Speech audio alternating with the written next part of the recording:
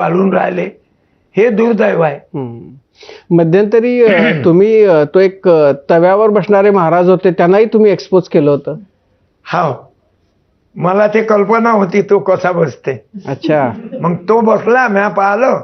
लोक वा लोक काहीच तारतम्य वापरत नाही, चिकित्सा करत नाही, थोडस डोकंही वापरत नाही. तव्यावर कोणी बसन काय? हो, मी जर बिना चप्पलचा चाललो तर मी विस्तवून चालू शकतो, कारण त्याचा रूल आहे विज्ञानाचा. 3 सेकंद चटका लागत नाही. जिभेले आता मी डोक्यावर जाळ करतो, डोळ्याले पट्ट्या बांधून मोटरसायकल चालवतो. सफाई आहे जसा आपण थोका कसा इकडच्या तिकडे फिरवतो असं आहे. पण लोकाईले साधी गोष्ट कळत नाही. मी अनेक हातसफाया करतो. म्हणून मग त्या महाराजाले चमत्कार दाखवल्यावर त्यानं असं म्हटल्यावर मी दुःखी झालो.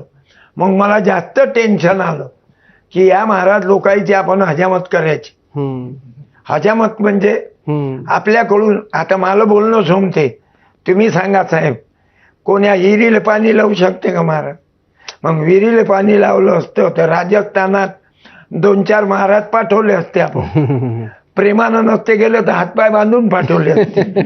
पण काय लिहितात म्हणजे जगामध्ये जादू, चमत्कार, भानामती, करणी, भूत ह्या गोष्टी नाहीतच.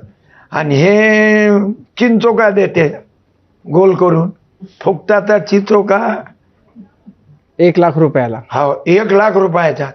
किती मोठा हुशार महाराज आहे.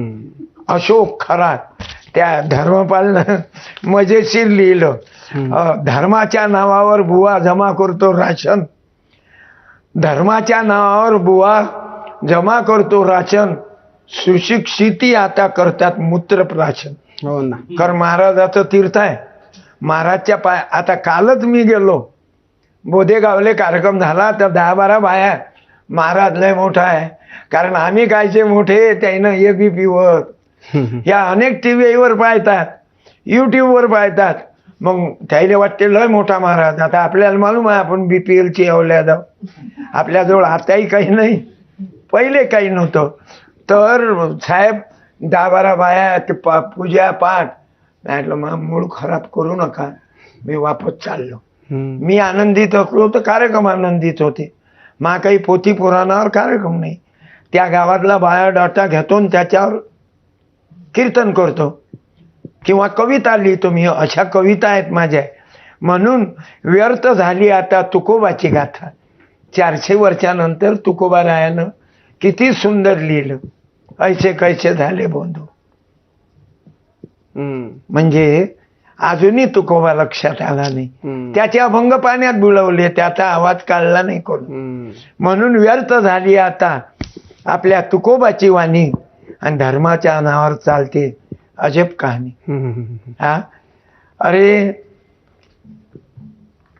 मित्रांनो, सदा ठेवा ध्यानी मनी, आणि आपला महाराष्ट्र आहे पुरोगामी. धर्मपाल सांगे विसरू नका संताची वाणी, नका गाऊ कोण्या भोदू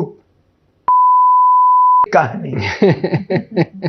आज इतकं वाईट झालं साहेब, मलाही दुःख आहे. जिथं जातो यायचाच वर्ण जास्त आहे. तुकडोजी महाराजाचं भजन ऐकायला कोणी येत नाही, आणि चमत्कारवाल्याच्या तिथं फुल गर्दी राहते.